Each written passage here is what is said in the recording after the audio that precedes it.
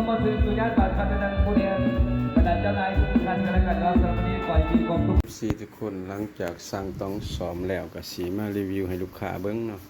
อันนี้ก็คือสโคปเนาะเขามีเมียนวัดสัญญาณพันธุ์เนาะว่าหลายใหญ่ห่างเขามาลองกันซีซันแนนเนาะมื้อนี้มาหอเถื่อนเนี่ยก็มาแปลงซีซันแนนอีกของลูกค้าเนาะยังอีก2ซันแนนตัวนี้เนาะยังอีกหน่อยนี่เอาเริ่มเปิดเครื่องกันปึ้งปึ๊บมันติด2ดีเนาะลงแล้วมันติดนะฟังเพลงกัน